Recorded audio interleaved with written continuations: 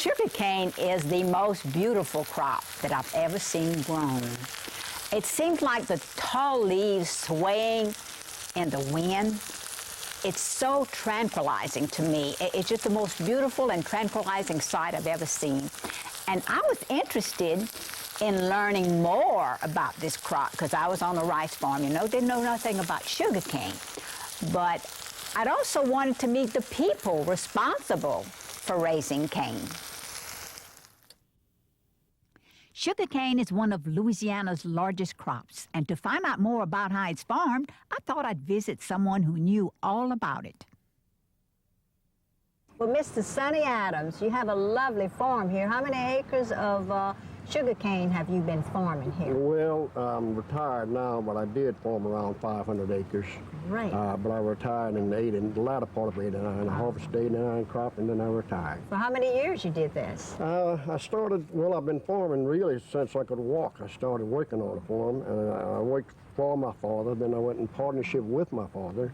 Then I bought him out in 1959. So tell me about how do you farm? What time do you plant in the year? Well, the crop is planted actually in the fall. But it's planted in September, more or less, a lot of part of August and September. But it'll come up and grow until you get the first freeze. And the freeze in the wintertime will kill it back down. Okay. But the roots of this come back up in the spring. Right. From then on, we start cultivating and taking care of the weed control, the fertilizing, and whatever we have to do. And it'll go through to September, latter part of September, October, and we'll start the harvesting process. And then you combine those? No, ma'am, I never did combine. Okay. Today they are combining, but since I've been retired, the combines have just come out. In fact, I started off with mules, believe it or not. If you know what a mule is. I know. I'm old enough to know what a mule is.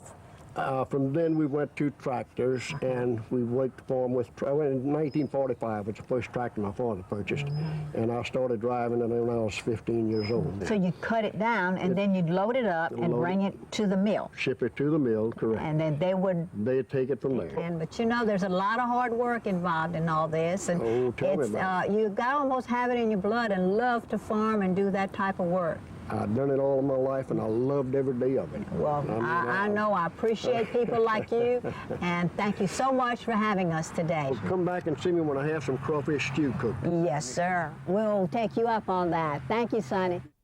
Next, I visited the Cora, Texas sugarcane mill in White Castle, Louisiana, for a tour with Mr. John Ngolio, who was the plant manager here for many years. Cora, Texas is a factory that's been in this community for over 75 years, grinding the local cane, and now we go a great distance to get sugar cane. We are now processing over 1 million tons of cane a year here at Cora, Texas, and also producing up to 3 million pounds of raw sugar that you see in this location every day. What a mountain of sugar you have at the end of the harvest season. This brown sugar will be refined further into white sugar. I wanted to find out the milling and cooking methods that got the sugar cane to this point. Well, Tracy, it's a pleasure being with you two wonderful gentlemen today. This is Tracy, and this is Adrian. And Tracy, what's your working capacity here? I'm the plant manager. The plant manager. And you, Adrian? Fabrication superintendent. Wow, that's a long title. Yes. Whoa, and here we are. What is this wheel now, Tracy? I'm scared to death of it. It looks like... That large gear is actually one of the transmissions for the mill that drives the mill, one of the tandems. What does it do? It drives the... It drives the mill that actually squeezes, extracts the juice out of the cane. Crushes the cane. Exactly right. And the juice run out of it. That's 1 out of 6.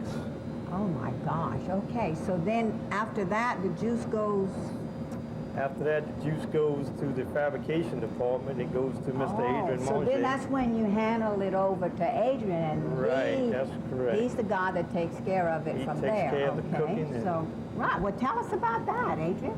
This process is really complicated and not simple to explain it in a short time, but the main part of this is to have the juice from the cane that is really dirty, especially with the new combine system they have. And we are in charge of clarifying this juice, eliminate all the impurities.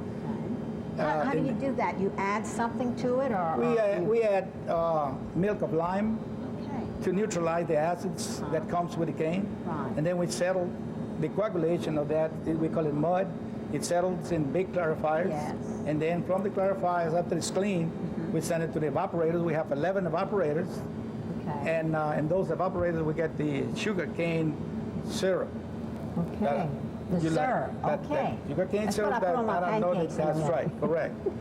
And in this cane sugar syrup, we bring it to the pan floor, another step where you have to cook it longer Okay. under vacuum. Uh-huh. So when we get to the saturation point of this solution, the crystals becomes in the solution. Okay. It's the crystallization process.